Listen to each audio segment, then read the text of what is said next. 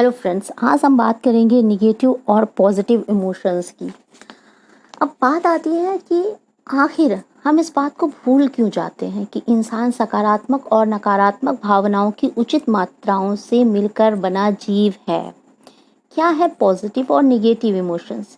क्यों हमें इन दोनों की ज़रूरत होती है?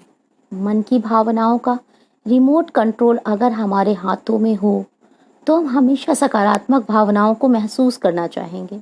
ऐसा इसलिए क्योंकि सकारात्मक भावनाएं सुखद होती हैं और हमें अच्छा महसूस कराती हैं। लेकिन हर सिक्के के दो पहलू होते हैं। इंसानी भावनाओं के दो पक्ष होते हैं, सकारात्मक और नकारात्मक। सकारात्मक भावनाओं की तरह ही नकारात्मक भावनाएं भी जीवन का अहम और अनिवार्य हिस्सा होती हैं। हमारे संपूर्ण विकास के लिए दोनों भावनाएं जरूरी हैं, क्योंकि यही मनुष्य का आधार है।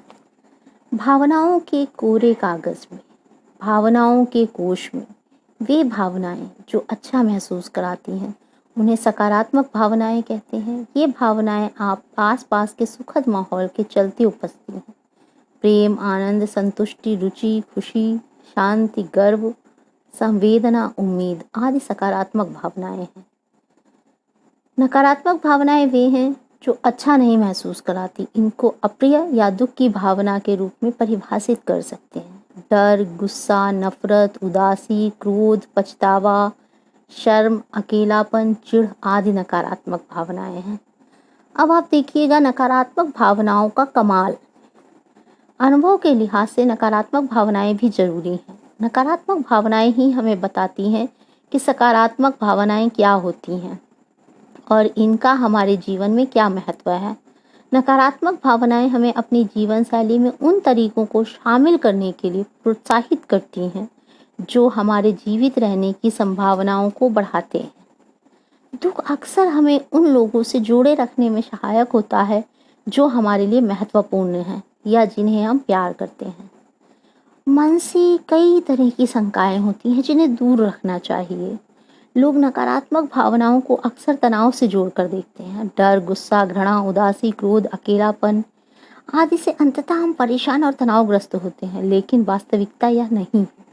भले ही आप तनाव को एक नकारात्मक भावना या स्थिति की प्रतिक्रिया मानकर चलते हैं, मगर सकारात्मक स्थितियों में भी आप तनाव का अनुभव कर सकते हैं, जो कि एक सामान्य बात है जिसको हम इस तरह समझ सकते हैं। कई बार सकारात्मक भावनाओं का प्रतिनिधित्व करने वाले कई अनुभव हमारे जीवन को तनाव से भी भर देते हैं। मसलन आपकी शादी होने वाली है, जो कि खुशी की बात है या एक सकारात्मक भावना है, मगर आप भावी जिंदगी को लेकर तनावग्रस्त रहते हैं।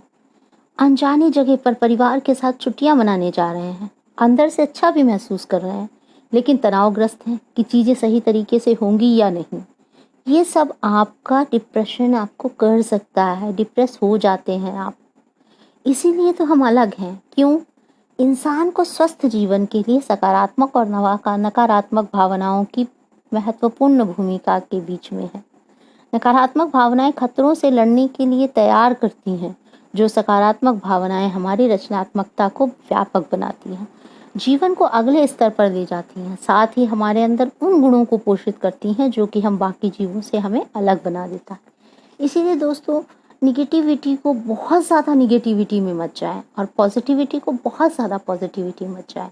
जैसे लोग कहते हैं कि सुख दुख का साथ होता है, अगर सुख नहीं है तो दुख का पता नहीं चलता और दुख नहीं है तो सुख का पता नहीं चलता। ऐसे ही अगर निगेटिविटी नहीं है तो पॉजिटिविटी नहीं होती और पॉजिटिविटी नहीं है तो निगेटिविटी नहीं है। इसका मतलब ये नहीं है आप टोटली निगेटिव हो जाए या टोटली पॉजिटिव हो जाए। हम सब कुछ अच्छा करते हैं, फिर भी कहीं ना पॉइंट में कहीं ना कहीं हमें डर लगा रहता है,